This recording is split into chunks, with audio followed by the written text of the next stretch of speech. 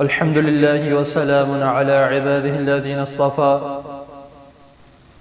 اللهم صل وسلم على نبينا محمد صلی اللہ علیہ وسلم اما بعد حضرات محترم، اللہ تعالیٰ کی توفیق سے آپ کے سامنے شروط الصلاۃ نماز کے شرائط بیان کیے جا رہے ہیں۔ مختصر وقت میں الحمدللہ ثم الحمدللہ بات کو مکمل بھی کر لیا جاتا ہے، اور اللہ تعالیٰ کی توفیق سے ہمیں سمجھ بھی آ جاتی ہے۔ اللہ رب العزت نے جو نماز ہے اس کو کسی بھی حال میں چھوڑنے کا حکم نہیں دیا۔ بیمار ہو تب بھی نماز پڑھو، اگر کسی کام میں مصروف ہو کام چھوڑ کے نماز پڑھو، یہاں تک کہ اگر کسی سفر میں ہو تب بھی نماز پڑھو۔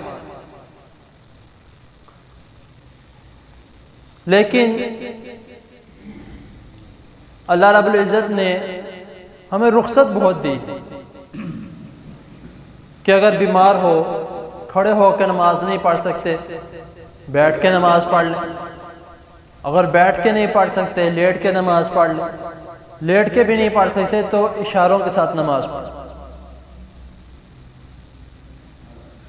تو اگر سفر میں ہے کہیں رک کر 4 رکعت نماز ہے، ظہر کی ہے یا عصر کی ہے تو 2 پڑھ لیں، فجر کی ہے وہ پوری پڑھنی ہے، وہ ویسے ہی 2 رکعت کی 4 رکھتے ہیں، عشاء کی ہے وہ بھی 2 رکھتے ہیں، 1 وتر، یعنی کہ اتنی زیادہ اللہ رب العزت نے ہمارے رخصت کی ہے، لیکن ہم اپنے لیے خود مشکل بناتے ہیں۔ آج کا جو ہمارا سبق ہے، میں نے تمہید کیوں باندھی ہے کہ ایک مزید رخصت جس کے بارے میں ہم میں سے بہت سے ایسے لوگ ہیں جن کو علم نہیں ہے، تو انشاءاللہ تعالی جن کو علم ہے ان کے بھی علم میں اضافہ ہو جائے گا، جن کو نہیں علم وہ بھی اچھے طریقے سے جان لیں گے۔ یہ بخاری کی حدیث ہے، حدیث نمبر 1043، جس میں رسول اللہ صلی اللہ علیہ وسلم کے بارے میں یہ بتایا جاتا ہے کہ جب نبی کریم صلی اللہ علیہ وسلم کسی سفر میں جاتے اپنے اونٹ پر تشریف فرما ہوتے، تو آپ اس کا جب آپ نے نفل نماز پڑھنی ہوتی آپ اس اونٹ کا چہرہ 1 مرتبہ قبلے کی طرف کر دیتے تو پھر نماز شروع کر دیتے۔ اب وہ اونٹ جانور ہے، جس مرضی طرف چلا جائے تو وہ جاتا رہتا، کبھی دائیں کبھی بائیں، آپ اپنی نماز جاری رکھتے۔ تو یہ کہنے کا مقصد یہ ہے کہ اگر ہمارے پاس سواری ہے، کسی لمبے سفر میں جا رہے ہیں تو ہم نے نفل پڑھنے ہیں، اب گاڑی ہے وہ تو سڑک پہ جا رہی ہے، ہم اس کا منہ ادھر ادھر نہیں کر سکتے، اپنا رخ قبلے کی طرف کر کے نماز شروع کر دیں،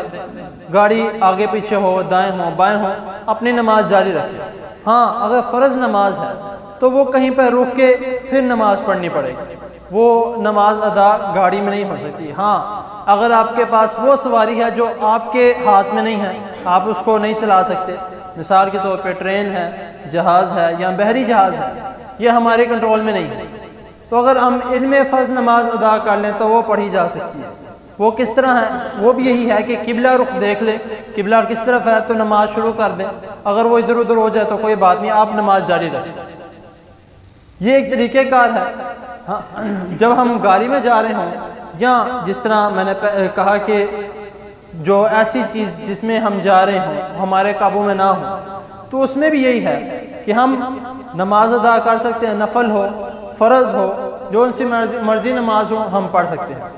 اگر ہمیں یہ خدشہ ہے کہ ہماری نماز نکل جائے گی، اگر سفر اتنا نہیں ہے تو یہ کوشش کرنی چاہیے کہ یا تو ہم نماز کو عصر کی نماز کو ظہر کی نماز کے ساتھ پڑھ لیں، ابھی ہم راستے میں نکلے نہیں ہیں، ظہر کی نماز پڑھی ہے اس کے ساتھ عصر ملا کے پڑھ لیں۔ اگر عصر کا وقت ہے تو ظہر کی نماز ہمیں یہ ہے کہ ظہر کی نماز جو نکل چکی ہے اس کو تھوڑا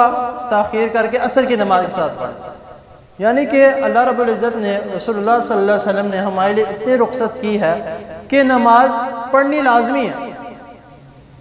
لیکن پڑھنے کے طریقہ کار وہ آپ صلی اللہ علیہ وسلم نے ہمیں بتائے ہیں کہ یہ اس طرح نہیں تو اس طرح پڑھ لو، یہ نہیں تو اس طرح کر لو۔ تو ہمیں کوشش کرنی چاہیے کہ اپنی نماز کو ضائع نہ کریں، کیونکہ جو سب سے پہلے ہم سے سوال کیا جانا ہے وہ نماز کا ہے۔ اگر اس میں ہم کامیاب ہیں تو انشاءاللہ تعالی آگے بھی کامیاب ہیں۔ تو اللہ تعالیٰ کی حضور دعا ہے اللہ تعالیٰ ہمیں جو سنا ہے اس پر عمل کرنے کی توفیق عطا فرمائے۔ جزاک اللہ۔